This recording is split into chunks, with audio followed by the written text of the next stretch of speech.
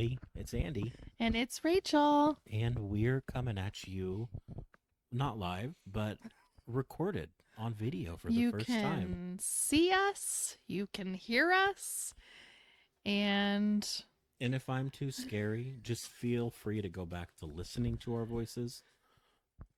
but it's really just an exciting new chapter for us where we want to start to really show ourselves a little bit more and so that people can put faces to our voices, Even if it's this face. even if it's us. Yeah, I think as millennials and as a married couple, we have, yeah, just fun things to talk about. And hopefully, maybe if people can see that, we're like, oh, they look old like I do. Maybe, we can be virtual friends. Who knows? Who knows? Well, we are continuing on with our, what is it, the Connections Challenge? 52 book clubs Mm-hmm. connections challenge, where every book that you choose to read is connected then to the next book that you choose to read for this challenge. And there are 21 parts of this challenge that are supposed to be done. Well, they can be done anytime, but it's specifically for the summer. And if that sounds confusing, try doing it. No, but we're actually doing good. I think we are on to numbers 9, 10, and 11, something like that. Something like that. Don't quote Don't us. quote us. This isn't being recorded, so don't worry. No one can go back and fact check us. But we are. Do you even remember which prompt we had? We left off with a similar font. That's right. Yes. Similar font. Similar. That can't be right. Yes, it was. We talked about that one, Yes. and then And then after that one, we were supposed to find a book where the author shared a name with a character from the previous right. book. That's right. Okay. Which was difficult because my book previously was The Marriage Portrait. And as I told you last time, it was a book about Italians with very Italian names in the 1500s. Yeah, in 15, 16, yeah, the Renaissance period. And you might not know it, but Rachel actually is not fluent in Italian. And so finding a book with an author's name, it was challenging. It was a challenge. But I did it. Actually, one of the names was Emilia, and spelled like Emily, Emilia. With an A at the end. Yeah, okay. Mm-hmm. With an E at the beginning. Emilia. Okay, yeah. And I found a book that was already on my TBR. Don't you love it when that happens? Oh, so good. By Emilia Hart. Not the pilot. That's Earhart. That's Earhart. Okay, good. And Emilia. Oh, yeah, that's right. No, but I had Wayward on my Oh, that's right. TBR. Yeah. Oh, my gosh. You listened to this one. I did. And gave nothing away No. when you were listening. No, I read it pretty quickly too. And there was one moment where it was like a gasp or yes, like at the end. But other than that, you could have. I really didn't talk to you about it. A thing. I mean, I don't know anything about it. I think because a lot of my friends in real life have already read it, and so I talked to them about it and didn't really talk to you about it. Yeah, I haven't read it yet. Yeah. Should I? I'm not sure. Oh. I'm not sure that it would be one. Yeah. So Wayward, which I didn't realize, but on the cover, you see the title.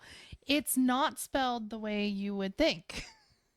Like, it's supposed to be, in my mind, it would be Wayward as in W-A-Y. Okay. But when you look at it more closely, or you notice things, or have time, or energy, or brain power to do so. That's not the phase of life that we're in. Nope. You start to realize that it's spelled wrong. It's actually Wey. Ward. Yes. Okay. And Wayward. Wayward. Okay. That feels old timey. Well, you find out that that's their name. That's the Way last name. or Wayward. Wayward. Okay. Yeah. I like that name. It is a very nice name, and it suits all of these women that we hear about. Maybe so, our next kid, that could be their first name. Wayward. I don't think, I mean, it would be appropriate, I'm sure, but like, Probably. I think we're good. Okay. Anyways, in this book, there are 3 storylines of 3 different women in multiple generations of the Wayward family. Yeah. There's one in 2019, and her name is Kate. And this storyline follows her actually in a really rough relationship. She is being abused by her husband, and she ends up fleeing to this cottage that she inherited from some great relative, great aunt, I believe. Just a shout out, if any of my relatives are listening, I would love to inherit a cottage in the woods if you can swing that. Okay. And yeah, and I don't remember exactly where it was. I'm not picky. Yeah, I want to say English countryside, but I don't remember. That works. It just kind of feels like it should be. The way that where else pictured are it in there my mind. cute cottages in the woods? Right? With like, I just think of like vines and all the like natural, like bugs and insect, all the insects and trees all around. I don't know. That's just how I like pictured Wicked it. Witch vibes. Yeah. So, she flees to Wayward Cottage, which perfect name. Is her last name not Wayward? I don't think so, or maybe Okay. it's like a maiden name, or Gotcha. yeah. Okay. Because obviously she's married. Obvious. Yes. Okay. And so she goes there and she kind of starts to find some things there, like that are left behind. It was kind of all like just left for her. And she starts to like kind of dig deeper, and we hear about these other 2 women that previously lived before her ancestors basically. And one of them lived during 1619, and that's, I forget how to say it. I want to say Alpha. Oh. Alpha. Oh, not Althea. No, Alpha. Alpha. Okay. Yeah. That's 400 Alpha. years before Kate. Yeah, I can't remember how it was pronounced. Maybe Alpha. I can't remember. Anyways, she lives in 1619, and she is awaiting trial for a murder. And during this murder, it's, kind of that time where any woman who acted abnormally or unusually was considered a witch.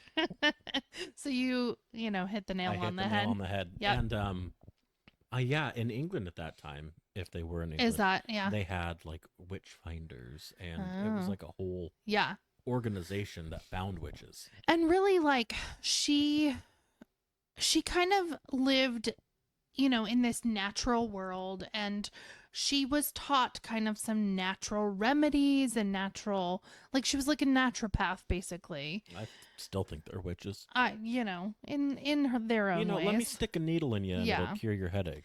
But they thought, like, she was considered to have magical powers, which, I mean, we know she might not have, she may have.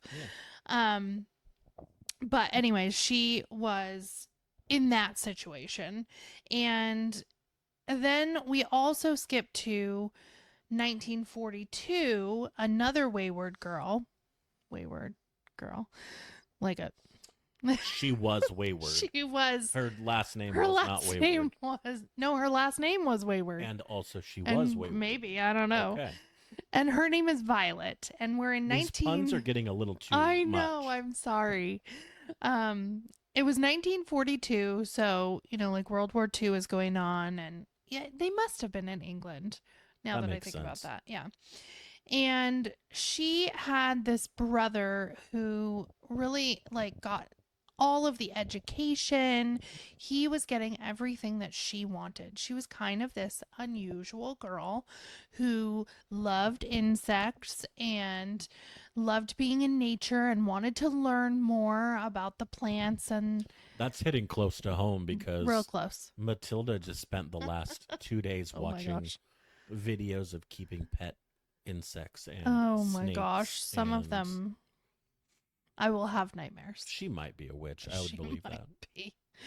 But anyways, she was wanting more out of life than she could have at the time. We're doing, you know, we can see you. I did it down here so nobody can see me. Anyways, there's a lot of sadness that goes with this. There are many instances that I could not always agree with in terms of their choices. Now listening to it on the audiobook, there were 3 distinct voices, so I never was confused about each storyline. But I was the most excited to hear about Kate, The the modern girl. modern girl. Were the storylines like interwoven, or did you kind of get like a set of chapters that was all Alpha, and then a set of chapters that was all Violet? And It then was a all set... interwoven. Okay. And then you start to realize, like, I mean, you kind of know who they are, but you start to realize why they're important and how they come together towards the end. Gotcha. There's some magical realism in this. Look at you. And I loved the like natural world part of it, and how everything kind of came together. Yeah. I really enjoyed it. I gave it 4.5 stars. What kept it from that last half? Um, I felt like the magical realism was really just like kind of thrown in there, at the end. Okay. And it wasn't really necessary. I also felt like all the situations that they were in, um, the author really bashed the men. Yes. So all of the men in this story are not good. There's a lot of clunkers out there. Yeah, and I'll give 'em that. over time too, like there were society norms that really leaned heavily towards you know, benefiting men. The good old days. Yeah. Yeah. So I felt like it was historically accurate, but also there were some preachy moments. Gotcha. So that stopped me. But really, I loved the way that it was written, and I loved how the stories came together. That sounds good. Yeah. So you don't think I'm not was sure. it like a little... It was very like women's literature, Gotcha. like not chick lit. I'm gonna say women's because it's really it's beautifully done. It's not just like easy breezy whatever. Yeah. If that makes sense. It's like if Kristen Hanna had a sense of creativity. I'm not gonna bring her into this. Good. Well, I previously read, what was it? Oh, Killing the Rising Sun by Bill O'Reilly. Bill O'Reilly and another author who helped him write it. And so there were a lot of characters in that. I say characters, they were all very real people. But I had a list of names that I could choose an author's name from. So you basically got to start the challenge fresh. Exactly. Yeah. I didn't plan it that way, but boy, did it work out. So I picked a book that has been sitting on my shelf a couple of years now, and it is called Tokyo Doll by John McPartland. And it is one, I got it kind of like as a special edition, knowing nothing about it, but I really love Japan, and so I was like, Wow. kind of suckered in by the name Tokyo. I'm that easy, apparently. Was it actually set in Japan? Oh yeah. Was yeah. it written by a Japanese person? By an American. Okay. So it's an old book written in the 50s, Okay. and it was very much like a detective pulp novel. I compared it to like James Bond, where it's just this like this guy. He's going to all these different places. Action filled? action filled very Oh, much. Like okay. all the women want him, all the men want to be him. It felt very much like a fantasy fulfillment for the writer of this story and for a lot of, I'm sure, of the men over the last 60, 70 years who've read it. Um it's nothing In like what way? it's nothing like lurid, but like, he's this ex International man of mystery. yeah, he's this ex GI who served in World War II, who was court-martialed after he disobeyed an order in order to save his troops. He got kicked out of the army and quickly was approached by a private group to go back to Japan and recover this like mystery medicine that can save people who've experienced atomic radiation. And Okay, so a little history in yeah, there. like you think about the atomic bombs have just dropped a few years before. And now this Japanese doctor has created a way to prevent anybody from ever getting radiation sickness again. And so he flies back to Japan and instantly saves this American woman who is like the idol of every army man. She's this like tall, blonde singer Bombshell. who sings every night on the radio. Yeah. He saves her from an attack and they fall in love. They fall into bed and then They just fall into bed. it's that kind of novel. Um nothing the nothing is like described. It's like the Closed lights door. turned off and Yeah. they woke up the next morning. But Mm-hmm. and then it's from there it's like this mission through the streets of Tokyo to find the doctor's daughter who when he was still serving had a thing for him. Mm. And so that's why they picked him. They said go back, find this girl who had a thing for you. This Japanese girl and get her to take you to her dad and get his medicine. Good thought, but she's stubborn and maybe other people have already gotten to her and she's not who he thinks anymore. It was just such a fun story. It was like double cross after twist after But not confusing. not confusing at all. That's no. good. Unbelievable absolutely, but not confusing. Wait, you don't think James Bond is a real thing? I don't think so. But maybe. So it was just a lot of fun. It had like the exact ending you wanted from the story. Which for like a pulp novel, I think you have to. Like you have to have a good ending where everybody gets what they want. But yeah, I really loved it. One of the things I loved was all of the characters really seemed real. And there goes my notes. I'm off the top of my head now. They all felt See very how it goes. real. And like this author must have like served before. He's definitely been to Tokyo because he like described the routes of getting somewhere, and it was like we took a right on A Street and we intersected with this street and turned left, and it was like if you went to a map, yeah, he described exactly how to get to all these places. Turns out he served in World War II, and then again in Korea. He worked for the Stars and Stripes News, which was like a U.S. newspaper that gave out U.S. news in English for all of the troops stationed in Korea, Japan, China, all the places. What a job. Yeah, super cool. And the Stars and Stripes plays a huge part in the story. So this felt very much like the way he wished his service could have gone. A little bit more Hollywood glam. Yes, but it was still just so much fun. I loved it. I did decide to get rid of the copy I have. However, a lot all of his books came out in the 50s and they're like these great old pulpy paperbacks with just the great covers, and I do want to get those and read more because they were super fun stories, but I want like a little collection of his books, and I think Yeah. there's only 5 or 6, so I should Okay. be able to find them. But yeah, a lot of fun. 4 stars. It was like, it's not just a book for guys, though I think definitely guys would like it. Yeah. Um, it was just a fun story too, with a lot of heart.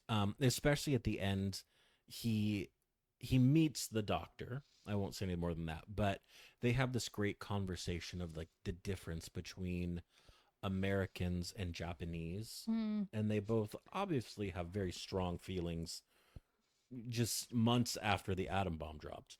But it was interesting to see the two perspectives and how much overlap there was, um, and how some things were different. I bet you enjoyed that. I loved it. I loved every part of it. I even took a screenshot. Not 5 stars though. I Or are don't, you gonna change it? I don't know. I rate things so off the cuff that like they You don't really do. make sense. I'm You really need to think more oh, I'm not gonna start doing that now. reflectively Yeah. or Yeah, I've started when I read physical books, like taking pictures of pages that have good quotes, and so Mm. there were a couple times I did that. you ever go back to those or I do. Yeah. cool. Yeah. Very good. Yeah. Well, what was the next prompt? You were just thinking or just speaking about the cover of that book or the covers Yes. of Oh, the that's books. right. Yep. Yep. And the next prompt in the Connections Challenge is all about the cover, Oh, that's right. where it has a shared item that is on the previous cover Yeah.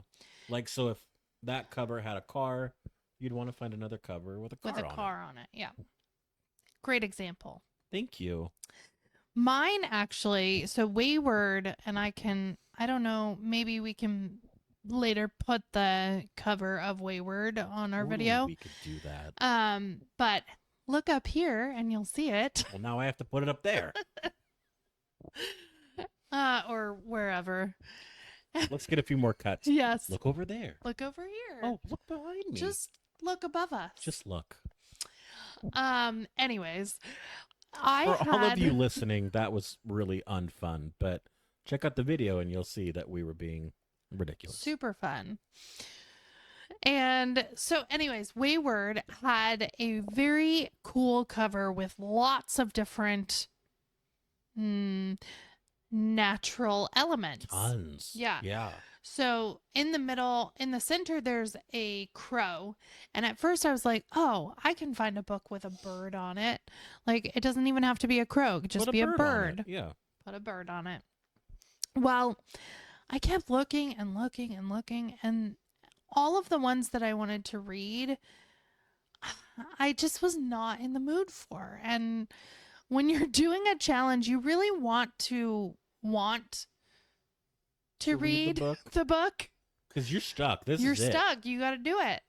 And so I just was like, you know what? Let me see if there's anything else on this book cover that could help me out with this prompt. And finally, I found a butterfly. Oh, that's right. And it was a tiny butterfly. There were beetles and like squirrels or I don't know. woodland There were creatures. all kinds of Every things on kind it. of thing. Anyways, I found a butterfly and I started looking at books with butterflies on them. They were all kind of creepy. Butterflies have a creepy connotation Yeah. in art. Yeah. And I found this book that I have seen other people talk about, and I wasn't sure about how I would do with it. But I read it, and it will be one of those books that stays with me for a very long time. Like haunting your dreams. Very much so, but in a very realistic way. Not this is like very serious. I read My Dark Vanessa by Kate Elizabeth Russell. And I mean, just the title alone tells you it is going to be dark. And there will be someone named Vanessa. There will be someone named Vanessa. This book is one that I feel like, you know, people will always say like, oh, check your trigger warnings. And I can basically read anything and be fine. Like, I don't have triggers that are when I'm reading. Maybe if I had to visually watch this, I would be not triggered, but like it would be uncomfortable. Yeah. And reading this, I can't say I was comfortable. But check your trigger warnings, and I'm serious about this one. Yeah, we don't usually say that. No, but we don't. This is about a girl in the year 2000. She's 15 years old, and she goes to boarding school. She's obviously in high school. She's 15. And it is a book about her and a relationship that she has with her 42-year-old teacher, all right, male teacher. I'm understanding the creepiness. Yes. And it was obviously uncomfortable. Like, I mean, you're hearing it from her point of view, which I think was so well done. Hearing it from and not like I don't know how to, it wasn't idealized, like this isn't a caricature of a 15-year-old. This was really a 15-year-old who was absolutely in love and had this relationship, even though there were uncomfortable moments.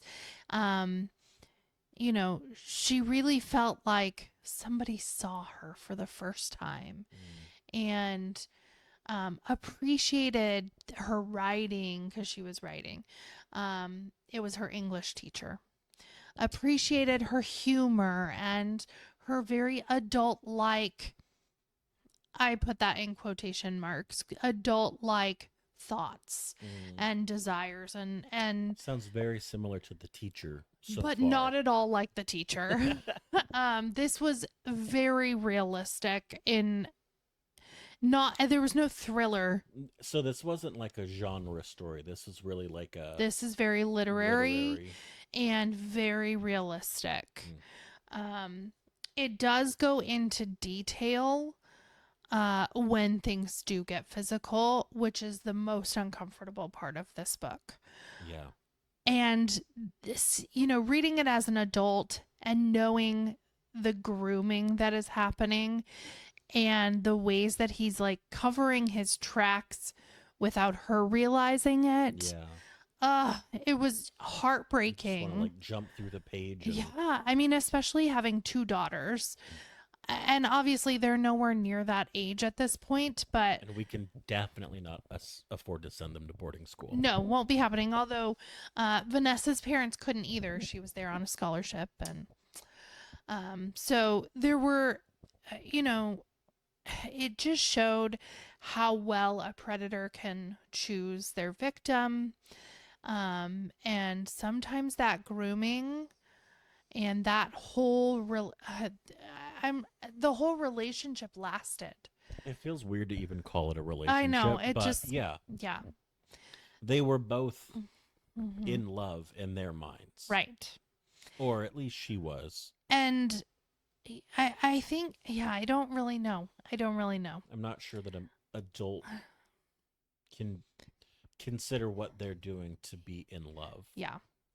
So it goes back and forth in time in the early 2000s when it starts, and it keeps going towards the modern time, which was 2017.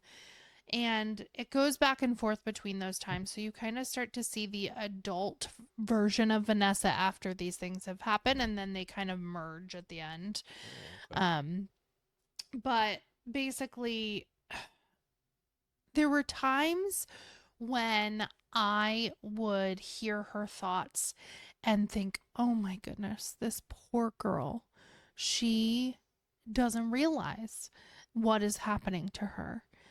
And then there were other times I'm like, oh my gosh, why isn't she getting out of this? Why isn't she everybody is trying to help her and she's not accepting the help. But it's not that simple. And this book really proved that, especially over a 17-year off and on relationship or whatever you want to call it. So it continued. It continued. Wow. Yeah. Oh. She was special, remember? So, yeah. Ugh. I know, disgusting. I did like there were a lot of pop culture references to the early 2000s, I which bet I those hit appreciated. home for you. Yeah, really appreciated because we were basically in high school at the same. I mean, she was basically like 2 years older than me. Yeah. Um she was, we were in high school at the same time, so she was like listening to similar music, and it felt like, man, what a different path she went on. And was it just, it was very emotional. She talked about and referenced Lolita so Yeah. much in this book. In fact, she was almost obsessive about the book and the characters, and how she really saw herself in Lolita and saw him as whatever his name is. Humbert. Yes. Mm-hmm. That's as a student she felt this way, or as an As adult. as a student, she really connected to, but remember, she's in her 15-year-old mind, and I Hmm. think she connected to things that she shouldn't have been connecting to, or things that um she interpreted in the wrong way.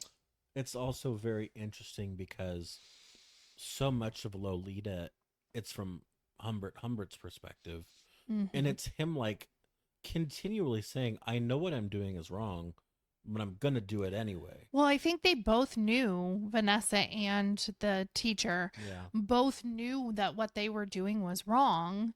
I mean, they were trying to hide it from Yeah. everybody, but for the wrong reasons. They thought it For was very wrong. different reasons. Yes. The two of them, I'm Yes. sure. Yep. Did you get much from the teacher's perspective, or was it No, really all it was all Vanessa's? Vanessa. Okay. I do have to say that in the end there was some redemption a little bit.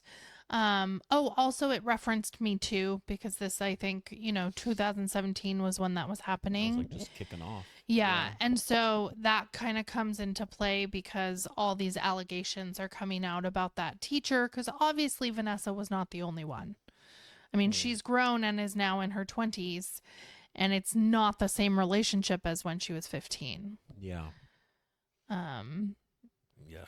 yeah, All right. yeah. This is just creepy to I'm even talk sorry. I about. know. I'm sorry that I but it was so well written, and there was an author's note at the end that talked about the fact that this author wrote it. She started writing it when she was a teenager. And so she really had Was she going through no. this? No. So it She was just an specifically said idea. this was all fictional. There was nothing that she had been through that was at all the same as Vanessa. Wow. But she also said these feelings as a 15-year-old were written as a teenager. Because I don't think it's possible to feel as in love as you do like at that age. No. Like your entire world crumbles. You literally had nothing else Yeah. besides that person. If you couldn't see them for a day, it was like I might as well die.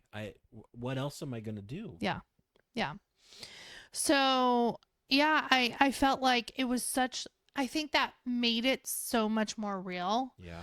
because of that, and it just took that long for her it to fully be written. And I mean, decade long project for this author.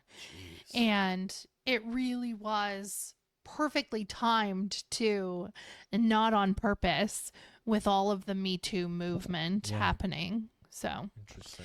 yeah, I would say it is not a book for everyone, but if you want some insight into that perspective, I think it was the most well done it can be. Do you think if somebody had experienced something similar, this could be a cathartic book to read? Possibly, but you might want to skip some parts, Yeah. if you are easily triggered by that. I mean, it was very explicit, Wow. and not enjoyable in any sense. Um, I can imagine listening was even yeah, worse. yeah.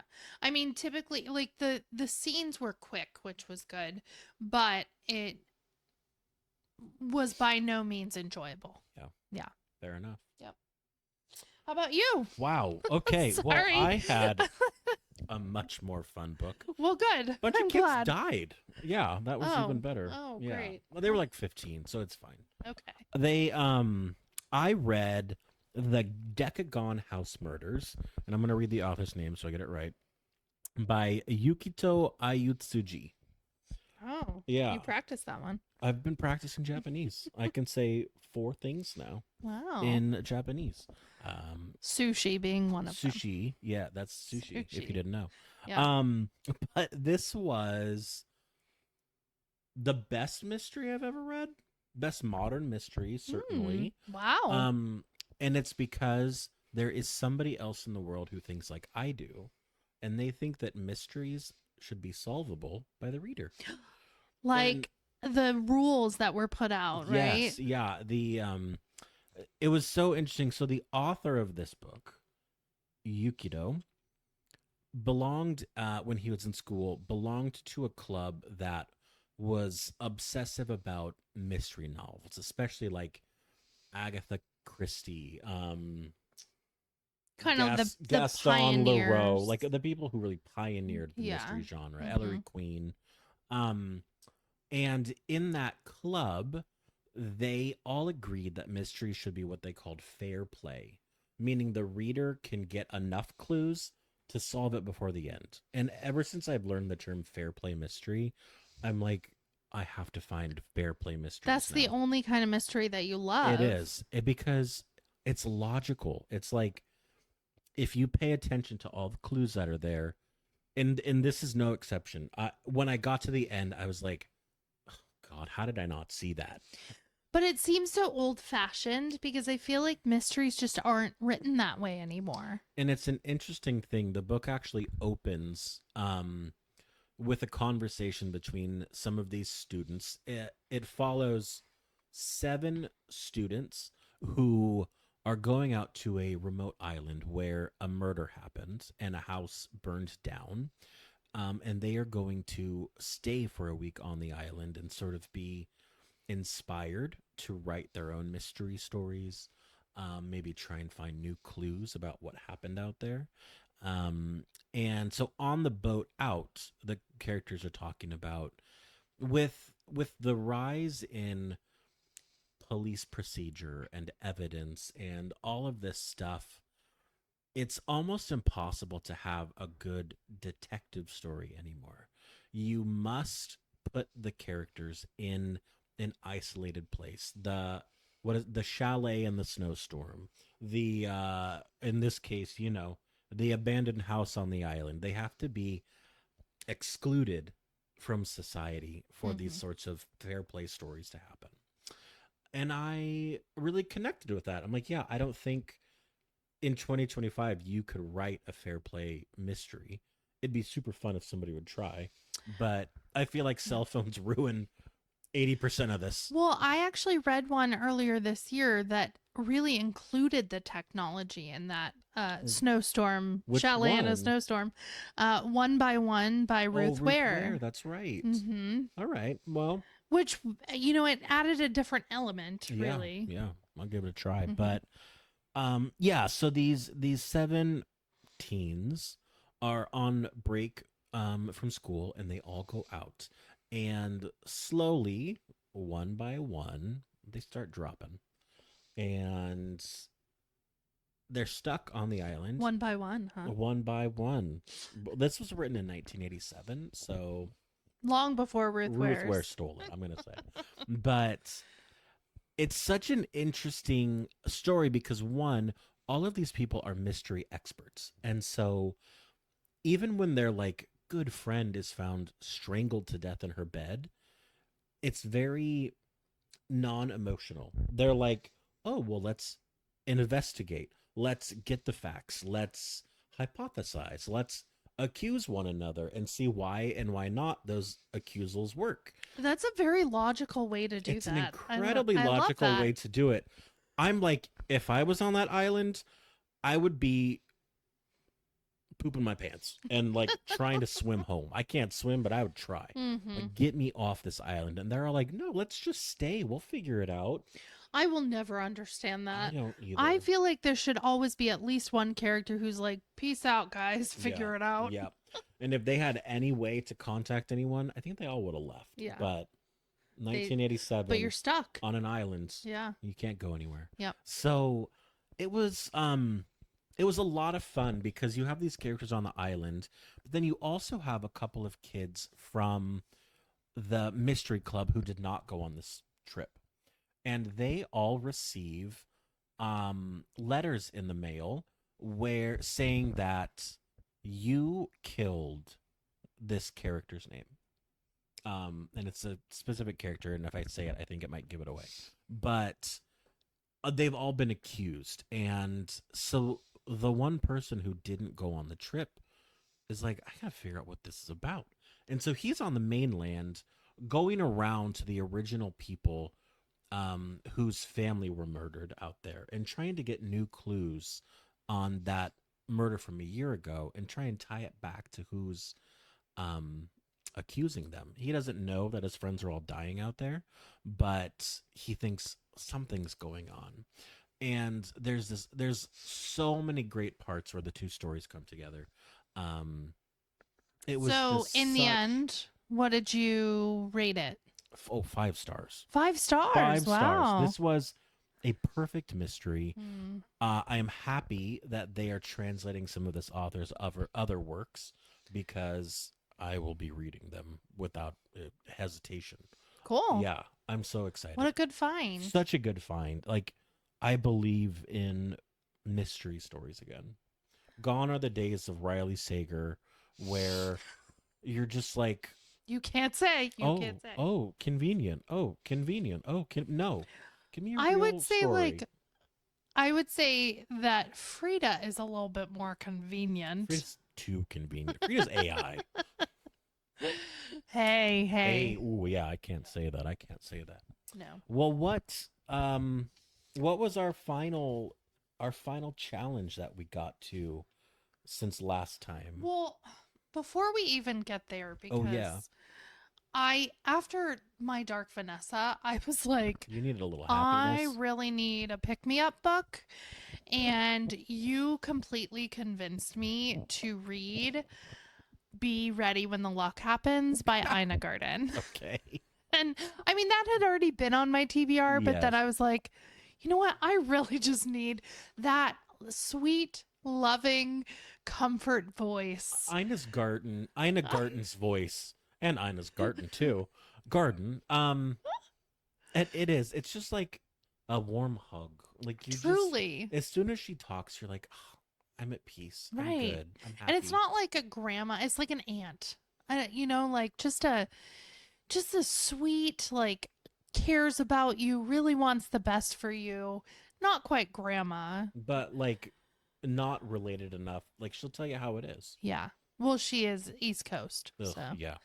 what even is that? East. I'm from the West Coast. Best Coast. Whatever. We'll just ignore you. We won't tell you why you're wrong. Yeah, the Seattle freeze really is a thing. Yeah.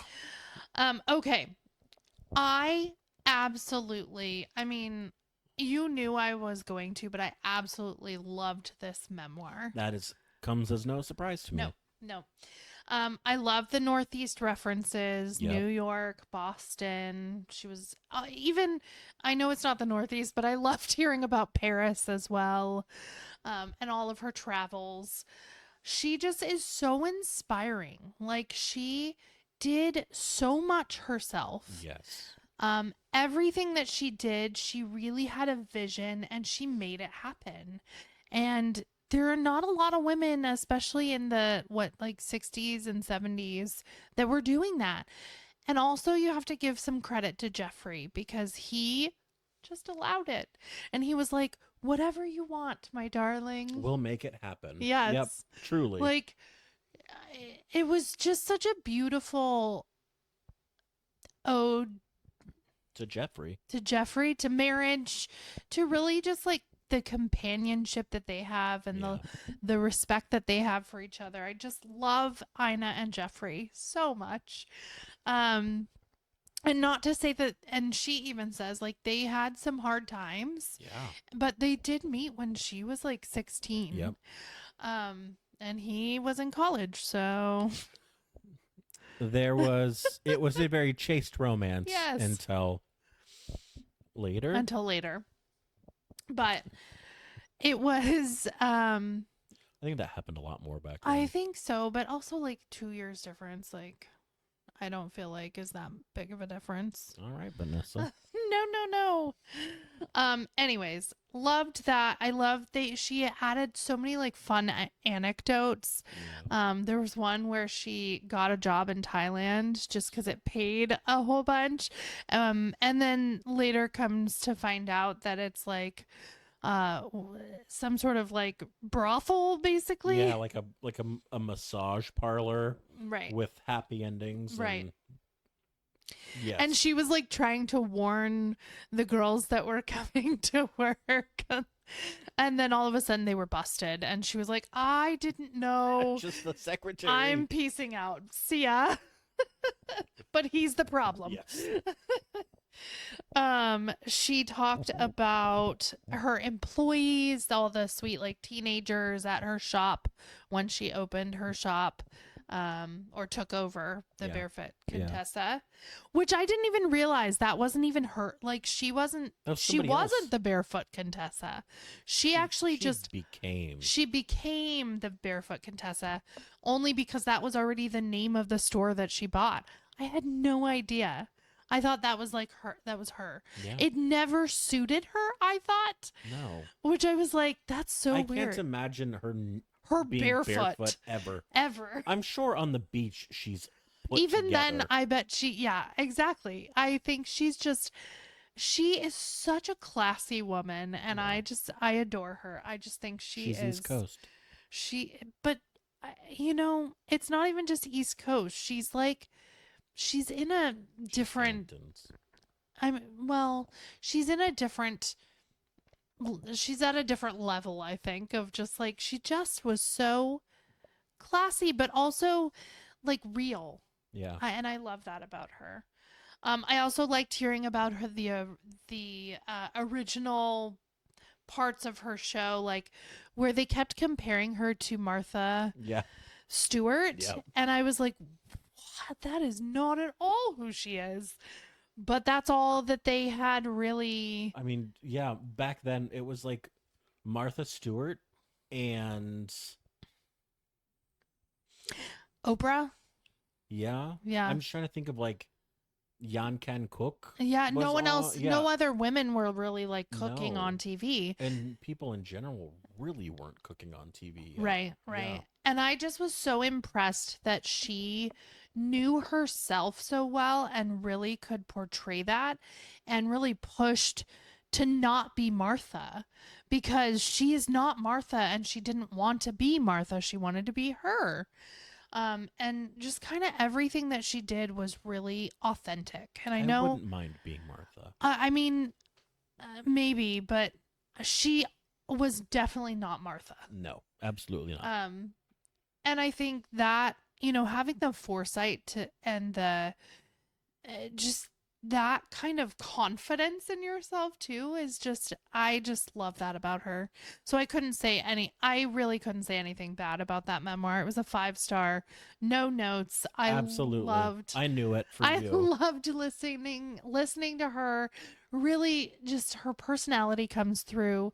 I love that she's such good friends with, oh gosh, I just lost her name. Taylor Swift. No, Jennifer Garner. Oh, yes. And, Jennifer Garner having her like fake, her like pretend cooking show in 2020 and all that. Like they really connected, and I just love that they're friends. Like I think that's such a cute friendship. Two random people. But anyways, yeah, I absolutely love. I'm glad that you have that sort of like palate cleanser to It was so good. make you happy I again. needed it. Yeah. After my Dark Vanessa. Because our final category that we'll talk about Yeah. was it shared a literary or like Narrative technique, Mm-hmm. which feels very wide open. Um, you could be as focused or unfocused as you wanted to be. For myself, I just decided, well, the Decagon House murders were in third person, so I'm going to read another book in third person. I feel like that's cheating, but It might have been. it is a technique. It is certainly It was not technique. first person, so Certainly not second. yeah. So I ended up picking a book that I've had on my shelf, maybe the longest, along with Ask the Dust, which I talked about a couple episodes ago. Mm-hmm. But it's called The Power and the Glory by Graham Greene, and this is widely considered a classic. Graham Greene is one of the most widely regarded English writers of sort of the modern era. Um, and so I was like, you know what? I think it's time. I need to read this book that's been sitting on my shelf for 15 years. And really, we are trying to read books that are on our shelf. Yeah. Although the past 3 books I've talked about are not on our shelf, so I won't tell if you don't. But I picked The Power and the Glory, and it tells the story of this nameless priest who's a drunk in Mexico in 1930. And something I did not know, had no idea, but between like 1916 and 1930, Catholicism was, for all intents and purposes, outlawed in Mexico. If you can imagine. Wait, when was 1916 to 1930. Oh, interesting. And it was outlawed to the point where they were rounding up priests and killing them. And if you were found with a cross or a medal of a saint or even like a prayer book, you were jailed or heavily fined, because they were it was the state's objective to eradicate Catholicism. Well, that didn't work very well. That really did backfire for them. Because my grandma was born in 1930 in Mexico. Yes. And she is a Catholic who goes to mass every single week still. To this day. And she's 95. Yep. So you try and take them out, they come back stronger. But it was a really, I'll just start off by saying I didn't enjoy it. It was a reflection on mortality. It was a reflection on sin, and it was a reflection on like how much can you do before God stops loving you? Oh. And obviously the answer is like nothing, but like Right.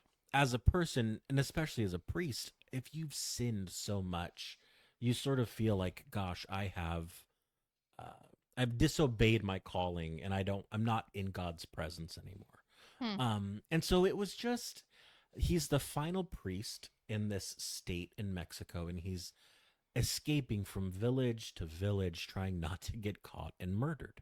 And along the way, he's asking for help from strangers. He's still trying to say the mass when he can, or like hear confession, but all of his raiments, his garments, his wine, his Bible, everything has been taken or hidden or thrown away so that he doesn't get caught with it and be killed. And so all he has is like a little bit of wine in his saddlebag with his donkey, and even that gets taken away. And so it's like this slow stripping of his essence. You know, he's been a priest his entire life. And so it was hard to read, because it was just so sad. Yeah. For this guy and for all of the people, because, you know, at one point he ends up in this village and there's maybe 20 people left. Because it's also like 1930s in Mexico, like poverty everywhere. They're just coming off the heels of, I think, the Mexican Revolution. So there's just been a lot of turmoil. And he goes to this village of 20 people, and they all know he's the priest, and they just beg him, please, just hear our confession. Please. Um, and that was really sad too, because not only was the priest unable to fulfill his calling, but all of the people believed that was the only way that they could be saved, was Mhm. confession to a priest, Right, right. or baptism. And there was no one left to do that for them, and so Ugh. they were lost and scared, and it was just like it just went It's like further and hit further after hit. down, and I was like, ugh. And Any redemption in the it end, was or also tough because it also was like the man hunting him was a lieutenant, and he was so anti-god, and he said, like, there's a great line. He's like, we feed our citizens, we clothe our citizens, we teach our citizens. Why should they go to your god when we do all of that for them? um and they end up having this really, the high point of the book is this dialogue between this priest and this lieutenant. It feels very much like The Sunset Limited by Cormac McCarthy. It's like two people in a room just like hashing it out verbally. That was a really good part. But the lieutenant, sorry, I lost my train of thought. The lieutenant is right, because we also see that these priests are charging these poor people. If you want your kid to be baptized, it's going to be 2 pesos. If you want Mm, us to hear confession, it's going to be this much money. If you want us to even be there, it's going to be this much money. And they're nickel and diming these people because they're priests. And so they're abusing this power, but the people still crave it. yeah. It's just, it was such a sad, unhealthy relationship between everyone. Yeah. Redeeming quality? No, not any redemption. That's I so sad. I won't spoil the ending, but you probably figure out. Um, yeah, it was 3 stars, and there was some great points made. It was just so slow and so heavy. Yeah. Um, they actually, I took a break from reading and watched the movie of it. It starred Sir Laurence Olivier, Hmm. and it must have been made shortly after the book came out. Because it was like horrible black and white quality, but it actually was better to watch. The Because the actors put more emotion into things. The Hmm. way it's written is very like flat and weird. Hmm. So overall, it's just a miss for me. I Yeah. didn't enjoy it. I have another Graham Greene over on the shelf that I think I'm just gonna give a pass to as well. Um, I think that there are a lot of classics for a reason. A lot of them hold up well. This one just didn't do it for me. Yeah. So Or you just aren't the audience for it. I don't, yeah, you I know. don't. It's interesting because Graham Greene was sort of a widely read author. Hmm. He was sort of like when his book came out, like everybody was excited. Yeah. Um, so it's not like he was writing this to a specific audience. This was very much like But it sounds like there's a major message in there there is a major message. that is not for everyone. That's true. Yeah. That's true. That's what I was getting at. Yeah. Yeah. Well, my last one was really sad and heavy as well. Should we just skip it? We're gonna end this. I won't say much because it is a very popular book, and I feel like if you are reading these popular books, then you've heard of it. It's called Broken Country by Claire Leslie Hall. And my narrative technique that I took from, What does it say that I have never heard of this book? I have no idea. I guess we're not on the same TikTok. TikToks or Instagram. Um, but it is a Reese pick. So Reese Witherspoon's So book club has picked it recently. It just came out this year okay. and it's gotten a lot of hype. The narrative technique that I took from my Dark Vanessa was the dual timeline. Oh, okay. And so this one also has a dual timeline. It goes back and forth in time, which I feel like all of my books did this time. I feel like all of the books being written right now are doing that. It's not bad. It can be done very well. And I think obviously in some of these it worked perfectly. Yeah. Um this one not so much. It just wasn't for me.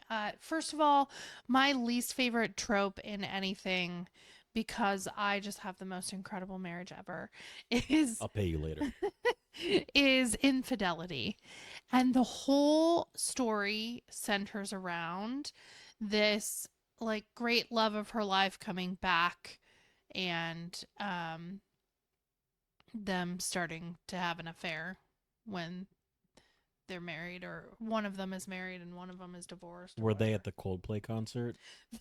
They were not. Nice reference.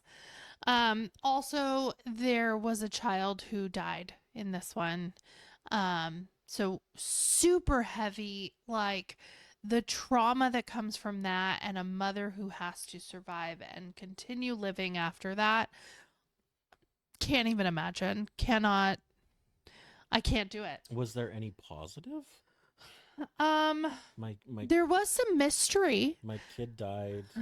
There was some I mystery. banged my high school So, sweetheart. yeah. I don't. Somebody, in the very beginning, you hear that a farmer died. And then there's a trial. So that's the kind of back and forth time. There's Okay. like the current time, and then the time when they had this relationship, and her relationship with all of the people in the town too. And then finding out what is happening in the current trial, and who is on trial, and who was murdered, and that doesn't come out till later. Gotcha. I believe that I did not connect to the characters. It is so overhyped. While the writing was good, I just couldn't get into the story, and then the ending felt really rushed and slightly confusing because they introduced a character that you didn't know about until the end, and yeah, Yeah. it just was not my favorite. And I felt like everybody has loved this, and it's another book that has just gotten all this hype, and I'm just not. It's not for you. It's not for me. So that's where we ended. Well, maybe this we've got some good books picked out coming up. I think so. But also I'm moving on with some like summer. yeah, and I'm going back to like a nice horror. So Oh yeah, nice. yeah, perfect. Yeah. Feel good. Feel Light. good stories. Yeah. We do want to say, like, before we go, we have an Instagram account called The Bookseller Podcast. Yep. We also have a TikTok account by the same name. Except for there are underscores there in are between underscores. each word. Mm-hmm. We'll post it. We're gonna have a YouTube soon, probably, where we'll post like these full form videos. So like follow us if you don't mind. Share with like. share. This is the part where we beg. Please. Please. We don't have money, but we'll make you cookies. I don't know. Yeah, just interact. Let us know like if there's stuff you want to hear. We're gonna be trying some different formats of podcasts. Mm-hmm. Doing like some deep dives versus these sort of like general what have I been reading. Mm-hmm. But if you have other ideas, we'd love to hear it as well. Absolutely. Yeah. But until next time,